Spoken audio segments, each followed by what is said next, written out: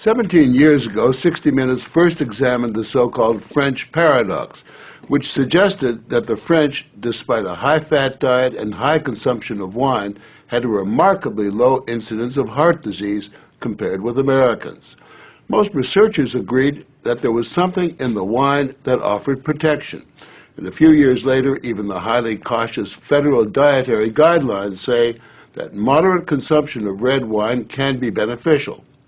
Now, scientists across the country have identified a substance in red wine called resveratrol that they believe might do more than just protect the heart, but could, in very high concentrations, significantly extend life by preventing a number of age-related illnesses.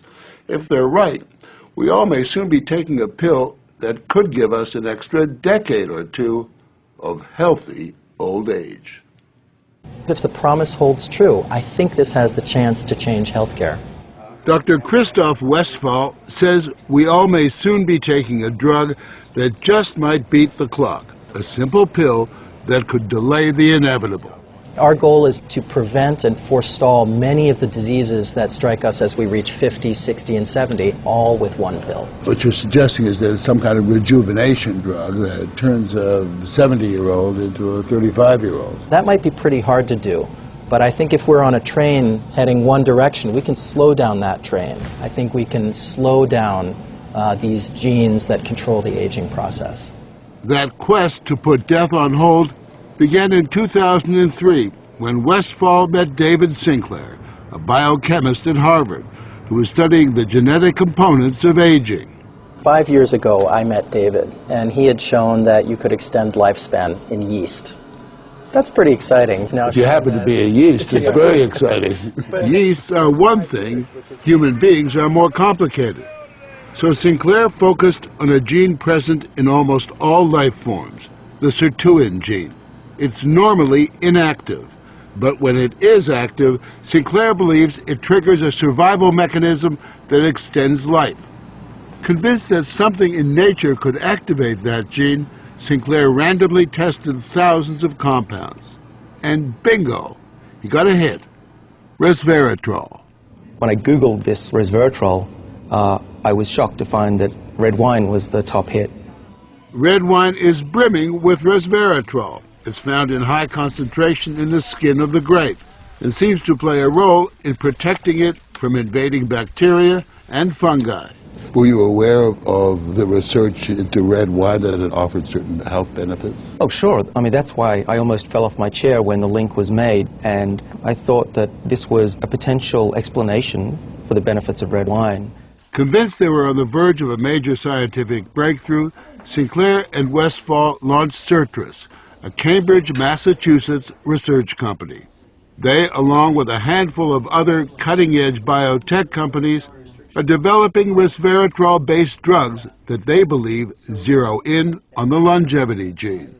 The important news here is not that we found something in red wine. The important thing is that we passed a milestone where we can now make drugs based on this knowledge and potentially slow down aging itself. Everyone from plastic surgeons to your friendly snake oil salesman have been promising a ticket to eternal youth for some time. So the prospect of a prescription pill based on red wine that could trigger a longevity gene sounds too good to be true. And yet, scientists have actually known for years of one surefire way of doing that. Stay hungry. We have a pill that can mimic many of the effects of calorie restriction or exercise. So one can be very healthy and obese at the same time. Our goal is healthy individuals, ideally via lifestyle, and if that doesn't work, we believe that we'll have a pill that can mimic that. A pill that, in effect, diets for you. A pill that turns on the survival gene. And what we're trying to do with our drugs here is to put the body in a defensive state, to ring the alarm bells and get the body to defend itself instead of dieting to set the alarm off, pop a pill. The pill is a highly concentrated form of resveratrol, a virtual vineyard of healthy living. How much red wine would you have to drink to get the kind of resveratrol that you're using? The sad news is that you'd need to drink about 1,000 bottles a day of red wine, which I don't recommend. The pill itself may not extend lifespan, but could prevent the diseases of aging. Alzheimer's, diabetes, heart disease, even cancer. What we're talking about is activating the body's natural genetic defenses against diseases, and that's very powerful if we can harness that. Resveratrol has been tested on mice, and the results have been encouraging. In this test video provided by Sertris, both of the mice have been fed a high-fat diet for 12 weeks. But when placed on a treadmill, the mouse on the right ran twice as far. He was taking high concentrations of resveratrol. You have fat mice and you have fat mice with resveratrol, and the ones that are on resveratrol, they can run twice as far and they live longer, about 20% longer. Other studies showed that among mice fed a high-fat diet, those given resveratrol didn't gain as much weight as those not given the drug. Sinclair believes that resveratrol actually changes the physiology of the mice. The proof, he says, is in the post-mortem.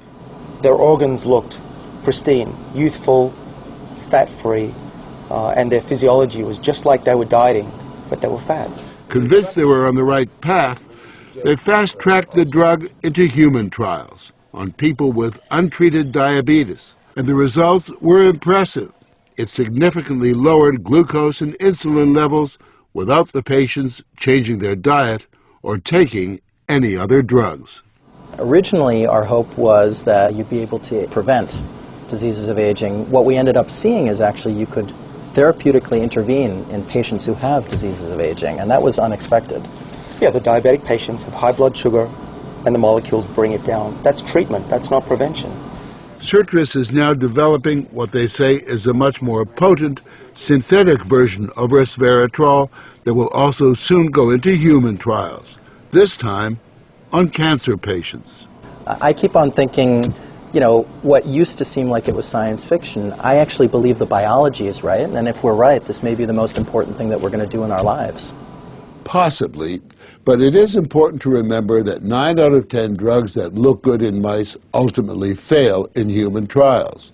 Still, the speed and results generated by Sertris and the resveratrol drugs are unusual, and Sinclair believes these drugs will not only keep people living longer, but will keep them healthy longer.